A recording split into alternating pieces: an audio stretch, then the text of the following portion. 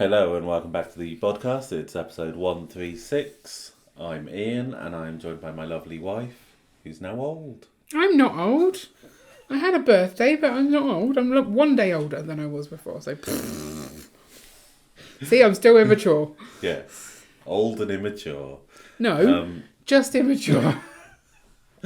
So today I wanted to talk a little bit about kind of LAN members, specifically RLFMs, and talk about kind of the influencer side and the idea that Lego gets free marketing and stuff. And this was prompted by, I was watching a video, not about Lego, but something else, and the guy was getting all upset about a company that he was... I don't think he worked for them, but similar to LAN. He did lots of reviews for them and talking about how much he made the company. And I think there's this thing that a lot of Lego content creators have no idea how much they make for Lego, and they overestimate it massively. So... Well, how could they track how much they make for Lego? So this is the thing. There have been cases multiple times now where I've seen someone talk about their affiliate links and how much money they have made Lego based on their affiliate links. Right. So, like in some of the worst cases, it's like they've sold 10 sets for like £10 each. So they've gone, so therefore I've made Lego £100, which, you know, is completely wrong. Firstly, that's not how stuff works in general. There's a cost to making the Lego, so how much Lego makes per set isn't the full price they sell it for. Yeah. And different products have different standard markups. So food industry, typically the margins are very small. Yeah. In the toy company, they're bigger. But so let's be generous and say that Lego, it costs them £5 essentially to make the set. So that includes, you know, the actual physical making of it, the design of it, the paying all the employees, all of the logistics of transporting it, all of that. So you think that they're marking it up 50%? We'll do that because it makes maths easier. Okay, I like easy maths. So based on that, you could say, well, therefore, the person is making Lego £50. Right. Because half of it is profit and half of it isn't, so £50. But then, of course, that's not right either. Because... You're going on a little maths rant. Yeah. So basically, the fact that they're using the affiliate link means that Lego is paying the person who's selling it. That cuts into their profit. I don't think Lego do affiliate links like that, do they? You can have an affiliate link, but... Yes. That is essentially how it works. But that's not how our LFMs work. Some of them will have affiliate links, and they will talk about how much they made based on the affiliate links. Right. So the affiliate links, so if we say, you know, for every £10 that they make, they get £1 back on the affiliate link, which isn't the percentages that affiliate links run on. But again, it's easier maths. Easy maths. So therefore, Lego is paying that person £10. So you go, well, so therefore, that person made Lego £40. Oh, so you're taking that off. But even that's not true. So if you look at it in terms of people watching Lego channels, yep, tend to spend money on Lego. Yes, they do. So they're probably going to have made that purchase no matter what the person said.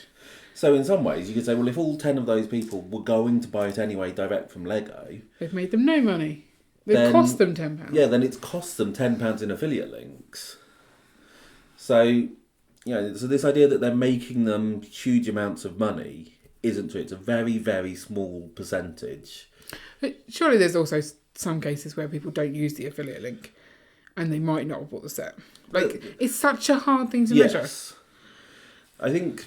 where Lego makes money from LAN and RLFMs is where the person would buy the set, but they might have waited till it was on discount. Right.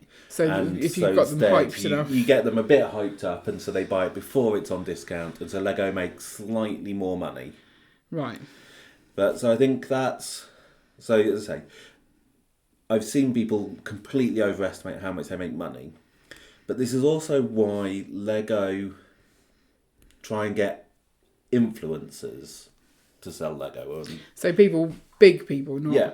RIFMs. Yeah, so if you think about it, Half Asleep Chris has done work for Lego, including using money to buy sets to make videos. I'm not going to lump Half Asleep Chris in as an influencer, though. I feel like he's a content creator. I don't think... In my head, an influencer is someone who's like actively trying to encourage you to get the product. And I don't feel like he is. I disagree. I don't think it has to be that the influencer is trying to do that. I think it's that the influencer does that. And he has a massive audience, and so when he shows Lego, some of those people who aren't into Lego will go and buy it. That is an influencer. That's not what he's trying to be, but that's what he has become. I deem influencers as like all the like people who are like, oh, this is the makeup I'm using today, and it's really good. That kind of, those are influencers. That's a more and click the link and you can shop my shop and like that stuff. Yeah, shop my shop. That's the slightly more annoying influencer side. Yeah, I think that's just that in my head. That's an influencer. Things like having, a documentary on David Beckham and having like Lego sets in the background. Definitely an influencer. He's not telling people to go out and buy Lego. You're saying that David Beckham's an influencer? Yes, definitely. Surely he's a celebrity. Right. It's such a I feel like.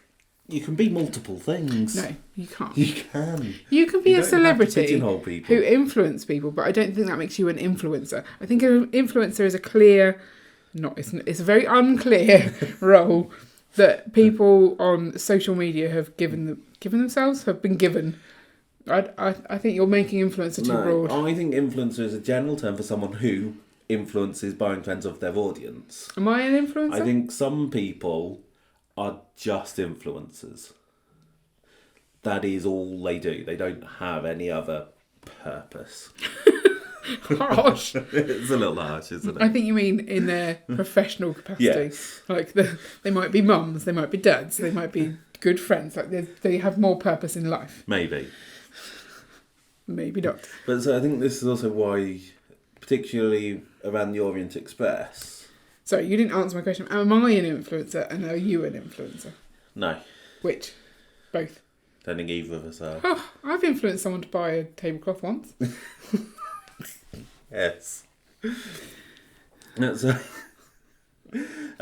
but this is why, kind of, when we saw the Orient Express, that the launch of that with the train guy. Oh, the train guy. Oh, what's his name? He's so cool. Yes. So he's an influencer. Is he an influencer or is he a content creator? Like in that capacity, he was clearly trying to influence us. Yes. But is he off? I don't watch enough of his stuff to know. Yeah. So. And lots of people talk about how great it was and how amazing it was. And then there were the occasional comments about why are they doing this with him? Why are they not using Lego people? Why he has nothing to do with Lego. He just likes trains, kind of thing. But people like trains, and that's who Lego want to buy. Yes, and that's kind of the point. Lego aren't trying to sell the Orient Express to people who already buy Lego. No, because they're going to buy it anyway. That's why they reach out to non-Lego people. If you've got a marketing budget, using it to sell to people who are already going to buy is a waste of your time. Yes. I mean, the number of times we've sat in a stream and someone in chat will go, "Ooh, I got £50 for my birthday. What should I spend it on?" We're all influencers, isn't it? Well, but they're spending it on Lego regardless of what we say. Yeah. So we're not making Lego any money off that. Lego are already getting that £50. But we're helping them decide. We're just being nice. So in some ways, you're helping improve customer satisfaction because you're saying, "Oh, well, you could spend it on this, but I think it'd be better spent on this. You'll prefer that, and therefore the person's getting better out of it." And so essentially, Lego. Glorified like Lego store assistants. Yeah, essentially, that's how it works. But we're just doing that out of the kindness of our hearts because we're a community of Lego people. Yeah. And so I don't think that LAN is this massive free marketing campaign that a lot of people try and argue that it is. Yeah, people do say that a lot. Is that LAN members, they're getting given a set, but the work they have to do is too high. They don't get enough reward for what they're giving to Lego. But you're saying that Lego is actually giving them all that free Lego, and they're only getting in existing customers that they probably would have got anyway. Yeah. So they're not really getting any marketing As I say, benefit. they're building up a So little bit of interesting. hype. They're getting a few more day one sales than they would otherwise, and so it's helping Lego a little bit, but it's not massively. So it's actually flipping the whole perspective of the free marketing, because everyone's like, oh, they're really smart, they're free marketing, but they're putting money into something that might not actually really be gaining them any sales. And so you've got to remember that LAN wasn't really about people reviewing sets originally. It was trying to have the kind of more events, the more work in the community to get people into Lego. Yeah. As I said, content creators entering into LAN don't do that to a large extent. So what's the difference between a content creator and an influencer here? So a content creator is a person who makes content. Yeah, no, that's And obvious. an influencer is someone who influences their audience to buy stuff. There can be overlap, but they can also be completely separate things. Surely if you're an influencer, you have to be creating some sort of content to do that influencing. Or are you saying they're just going up and whispering in people's ears on the train, buy Lego, Yes. buy yeah. Lego? But you don't have to be creating the content to be an influencer. So they might just be a puppet on like a figurehead. Yeah. So they're just standing talking. And that's not content creation, that's just influencing. Yeah. I see. Okay. I think it's a bit of a murky water. It what's is what. very complicated. I create system. content. I don't know how much I influence people, and I don't really care. Yeah. In the nicest possible way. Like, I make content because I want to share the journey kind of thing of my Lego journey. Or our Lego journey. Yeah. But if I influence someone along the way, me. Yeah. But I think that's also why you see a lot of people get upset when new people are added into LAN, because it was, oh, I should have been added into LAN, and they got in when they don't have this or this or this, and it's like, that's just not how it works. Like, there's the guy who got into LAN, New Zealand. He had very small audience at the time, but New Zealand didn't have any LAN members. He was doing conventions out there, organising conventions and stuff like that. And so it was trying to bring those people in and get feedback from those people, because that is still what LAN wants. They still The point want of the LAN feedback. is to... What's this? Is it... What's the A? Lego Ambassador Network. Ambassador. So you're going to be someone who gives out Ferrero Rocher. That's... Yes, that's their main And role. spoil people and then whisper in their ear, Lego. Yeah. Okay. Yeah. So people get very angry about They do. LAN. About everything. Yeah. RLFMs. I always find that hard to say. Yeah. So you don't think that Lego is really getting as good a deal as people are constantly saying they are? Yeah, I think Lego don't make that much from it at all. So why are they doing it then? I said because they want to get people into Lego. Right. So that's why, all of the recognised Lugs, recognised Lugs, that's all part of LAN. That's all about getting those shows running, getting people involved, doing outreach programs, going into schools. I know quite a lot of people within the Lugs will go out to do school events and stuff. So it's all about bringing people in and making and spreading Lego to other people. Spreading the Lego love. Yeah. Sorry, just accidentally hit the table. That was random. What did the table do to you? It looks a bit shifty. It's fine. It's fine. Any thoughts on that? I still don't know what an influencer versus a content creator is. They're not verses, it's two completely different qualities. That someone could have both, or could have one, or could have neither. Okay. Do you think Lego would want me to influence some more people?